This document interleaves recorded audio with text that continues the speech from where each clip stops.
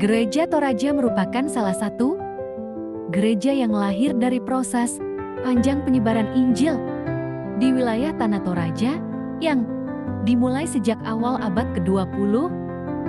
Benih Injil pertama kali ditaburkan oleh guru-guru seolah lansyat dari Indis ke gereja Protestan Indonesia pada tahun 1908 yang kemudian dilanjutkan oleh para misionaris Gereformer dan Zendingsbond BZB sejak ke 1913.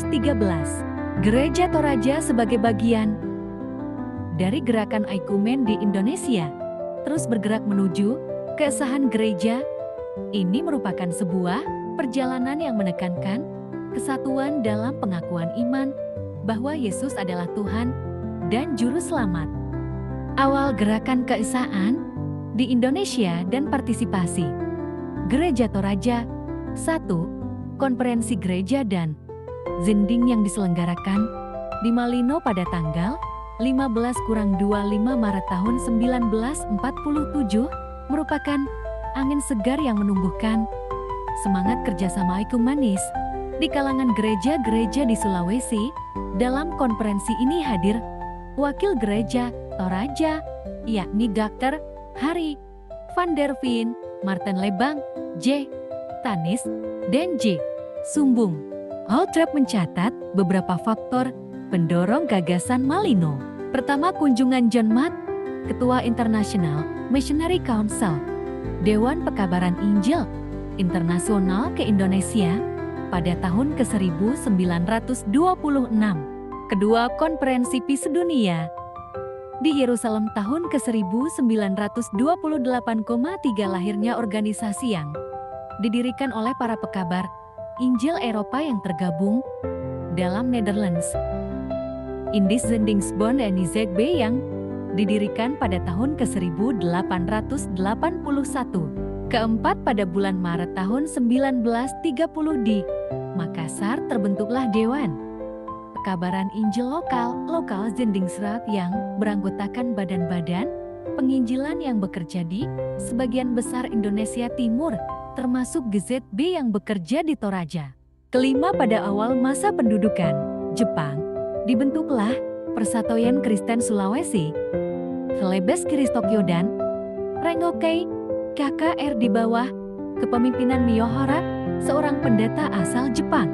Keenam, konferensi World Student Christian Federation WSCF di Citera pada tahun 1933 membuat kerinduan akan kemandirian dan keesaan gereja di Indonesia semakin membara. Ketujuh, pertemuan pekabaran Injil sedunia di Tambaram, Madras, India pada tahun 1939 semakin mengukuhkan dan memperluas kesadaran dan semangat ekumenis. Sekalipun konferensi Malino merupakan perintis munculnya gerakan keesaan nasional, namun wadah kerjasama ekumenis di Indonesia bagian timur ini lambat laun mengundurkan diri dan akhirnya menghilang setelah DGE lahir pada tahun ke-1950. Respons Gereja Toraja terhadap konferensi Malino. Sinode pertama Gereja Toraja diadakan pada tanggal 25-28 Maret tahun 1947, segera setelah penyelenggaraan konferensi Malino, tanggal 15-25 Maret tahun 1947. Rupanya ada upaya untuk menunda sidang-sidang sinod yang dijadwalkan sekitar waktu tersebut, namun sinode Gereja Toraja tetap berlangsung. Kedua, dalam sidang Sinode II Gereja Toraja tahun 1949, Utusan Makassar mempertanyakan mengenai sikap Gereja Toraja terhadap pertemuan Malino tahun ke-1947. Ketiga, pada tahun 1947, Dies W. J. Rumambi, Sekretaris Majelis Kristen di Indonesia Timur, dalam perjalanannya menghadiri konferensi pekabaran Injil sedunia di Whitby, mengadakan kunjungan dan pembicaraan dengan sejumlah instansi pekabaran Injil di Belanda, termasuk GZB. Keempat, Dr. S. van der Linde, pimpinan kursus pendeta di Rantepao yang berlangsung tahun 1947 sampai 1949, mengamati perkembangan pendidikan teologi di Makassar dari dekat. Ketua Dewan Zending Belanda, Prof. J. Am. C. Schaper mengunjungi Tanah Toraja.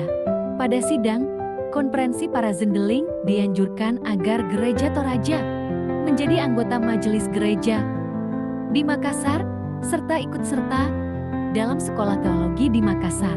Ternyata di kalangan para Zendeling gereja Belanda saat itu sudah ada perbedaan pikiran mengenai kemandirian gereja pribumi, khususnya dalam menentukan sikap terhadap gerakan ekumene yang sedang mekar di Indonesia. Peluang dan tantangan Gereja Toraja menuju keesaan gereja. 1. Peluang Gereja Toraja tumbuh dan berkembang dalam interaksi dengan budaya dan peradaban masyarakat Toraja. Tak bisa dipungkiri bahwa Gereja Toraja tak dapat dipisahkan dengan masyarakat Toraja. Hal merupakan peluang bagi gereja untuk mengemban misi berteologi dalam konteks agar masyarakat Toraja dapat menikmati Injil dalam budaya mereka sendiri. Kedua tantangan, di samping menjadi peluang, perjumpaan antara gereja dengan kebudayaan Toraja juga merupakan sebuah tantangan. Pada satu sisi agama Kristen diakui sebagai dasar iman, atos dan pandangan dunia yang lahir dalam budaya nenek moyang mereka tetap berpengaruh walaupun hal itu tidak nampak secara eksplisit. Hal ini menyebabkan kondisi masyarakat Toraja sering menampilkan sikap dualisme dan juga sering dikotomis. Pada satu sisi agama diakui, Alkitab menjadi pegangan, namun di sisi lain petunjuk nenek moyang tetap menjadi pegangan pemali. Upaya Gereja Toraja dalam mewujudkan keesaan gereja. Cara yang dapat dilakukan untuk membangun semangat ekumen di antara umat bergereja tentunya dengan saling menghargai satu dengan yang lain. Dalam upaya membangun semangat ekumen di antara denominasi gereja perlu menyelesaikan masalah-masalah yang dialami oleh kelompok-kelompok tertentu yang memiliki pemahaman yang salah tentang adanya perbedaan denominasi gereja. Pewujudan keesaan pada lingkup nasional. Sidang Raya PG edisi Antar pada tahun 1973 merupakan salah satu tonggak baru dalam sejarah gerakan ekumen di Indonesia. Sidang Raya DG di Ambon tahun 1984 yang melahirkan 5 dokumen keesaan gereja-gereja di Indonesia (LDKG) merupakan perkembangan baru dalam gerakan ekumen di Indonesia yang tidak dapat dilewatkan begitu saja. Gereja Toraja juga mendukung lembaga-lembaga pendidikan teologi yang berlatar belakang ekumenis, khususnya STT Intim, STT Jakarta, dan Fakultas Teologi, Universitas Kristen Satya Wacana, dan Duta Wacana. Pewujudan keesaan di wilayah dan setempat. Pewujudan keesaan di wilayah-wilayah dan di setempat-setempat merupakan harapan di balik LDKG yang diwujudkan melalui terbentuknya PGI wilayah maupun badan kerjasama antar gereja di setempat-setempat. Di samping itu, Gereja Toraja juga ikut terlibat dalam PGI wilayah di mana hadir jemaat atau klasis Gereja Toraja, misalnya PGI wilayah DKI Jakarta, PGI wilayah Kalimantan Timur.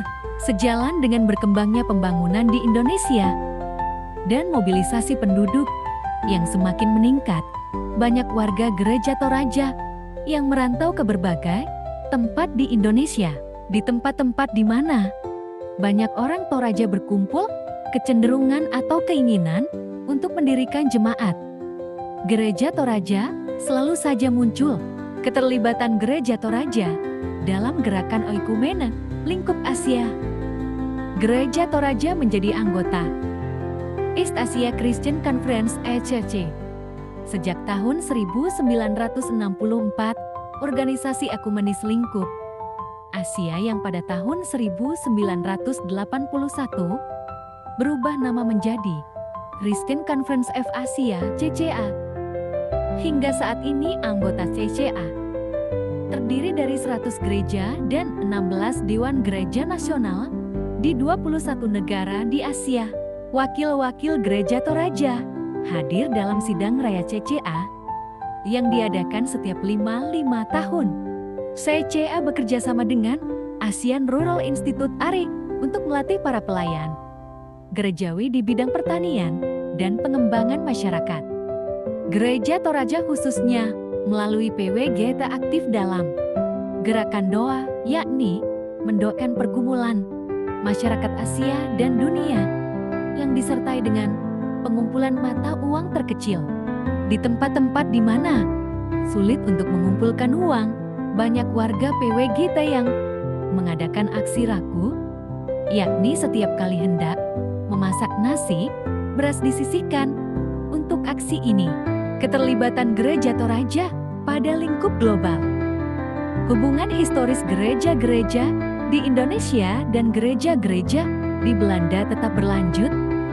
Namun pola hubungan itu telah bergeser dari hubungan antara gereja muda di Indonesia dan gereja induk di Belanda menjadi hubungan kemitraan.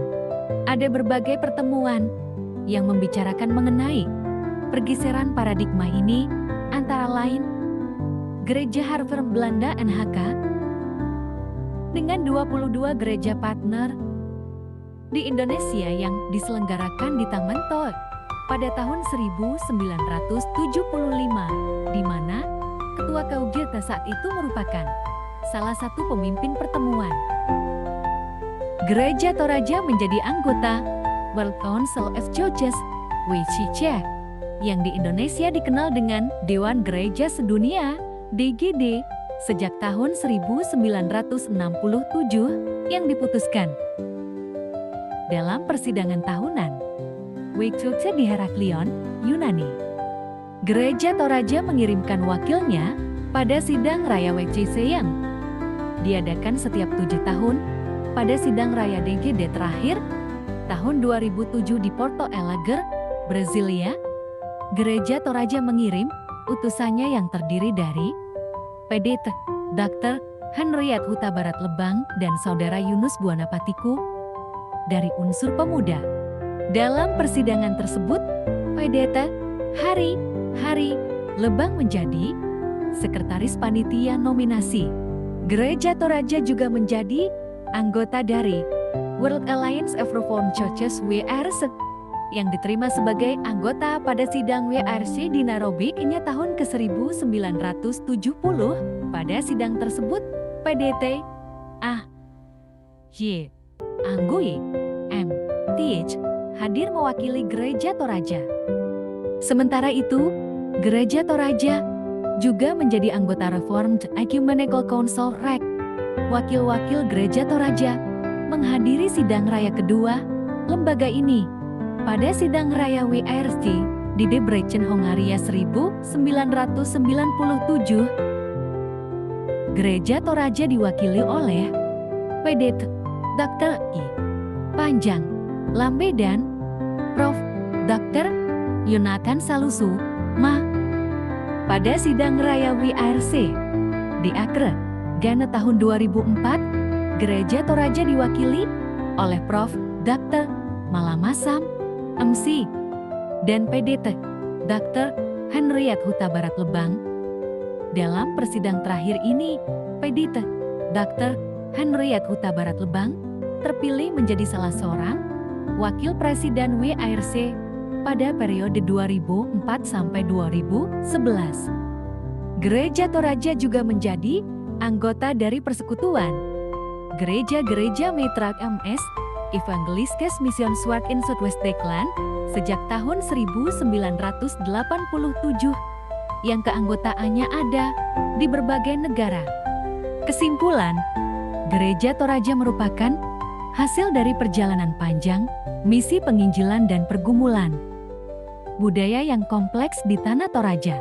Upaya menuju keesaan gereja telah menjadi fokus penting, tercermin dari keterlibatan dalam gerakan ekumenis nasional dan internasional, termasuk partisipasi dalam konferensi Malino dan dinamika pendirian lembaga teologi bersama. Namun demikian, perjalanan menuju keesaan tidak mudah karena adanya perbedaan pandangan, baik dari dalam gereja sendiri maupun dari pihak sinding. Keesaan gereja Toraja bukan hanya soal struktur organisasi atau keseragaman doktrin, tetapi lebih mendalam lagi, merupakan panggilan spiritual dan kesaksian iman yang menuntut pertumbuhan dalam Kristus, hidup dalam kasih dan kesetiaan terhadap firman Tuhan dalam konteks budaya yang dihayati bersama.